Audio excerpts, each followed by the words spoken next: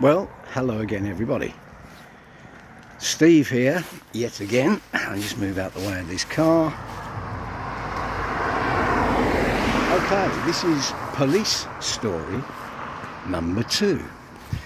Once again, I'm out in nature, enjoying the fresh air. Crisp November morning. Right, this is story number 2.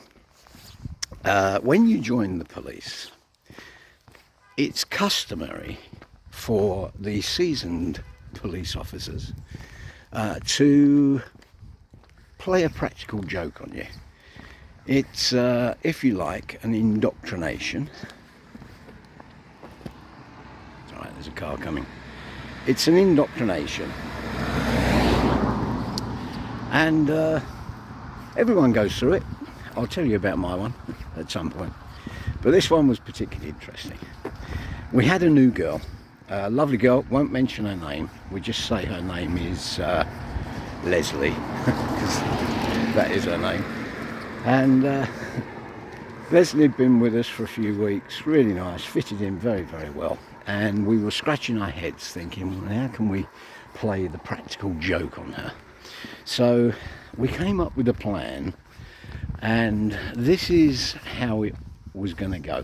We knew that she had to do a post-mortem. When you join the police, you are expected to have a look at a post-mortem and see what it's all about.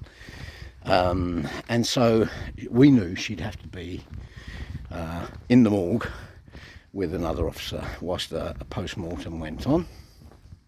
And we've all done it. You know, it's not a very nice thing. It's not so much the sight, it's the smell. But in those days, you just basically lit up a fag or whatever, or rubbed some Vic on your nose, and you could cope with it. Anyway, she was due, so we thought, okay, let's have a bit of fun. We concocted a plan, and this is how it went.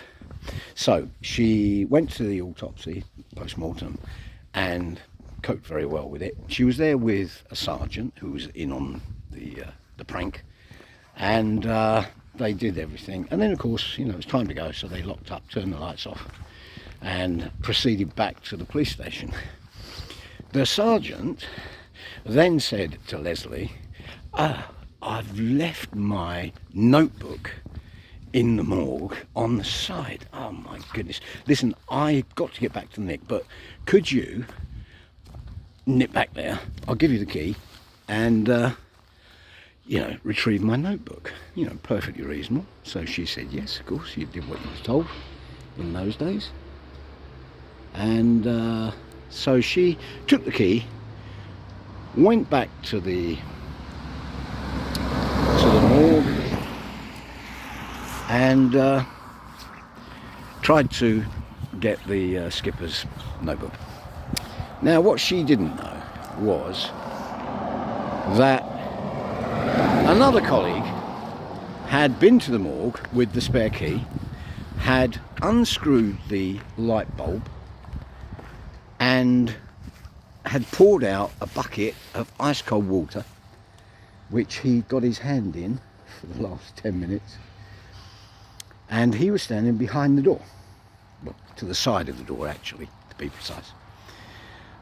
So when Leslie returned, she basically undid the door, put the light on. Of course, it didn't work, so she took another couple of steps into the room.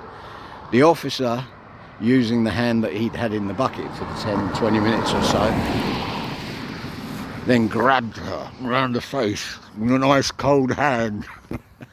The idea is, you know, she would scream, and you know, the lights would all go on because the rest of the section were all in there to witness the event. And that was going to be fun for everybody. So it didn't quite go as planned. As he put his hand around her mouth, like this, she swung round and caught him an absolute cracker on the chin with a right hook that sent him flying. And she then followed it up with a few kicks before someone could shine the torch and show everybody, you know, and show that everybody was in there, and that it was just a gag. So it went horribly wrong, and he was quite badly hurt. It wasn't broken, but he had a fairly large swelling for some time. We all thought it was hilarious, of course, because somebody else's misfortune is of great mirth to police officers. So that was that one, and you know, we've had quite a few others that come to mind. I mean, one of the favourites when I was in Kent at Gravesend was we would basically all bring sheets in, you know, with eyes cut out and what have you, and monks' robes and various items like that, and we'd all go down to the cemetery with candles and fake blood, and then the newbie would be sent down there because there'd be a call about, you know, demonic practices going on in the graveyard. But that's another story for another day. That was a favourite one. We did that several times.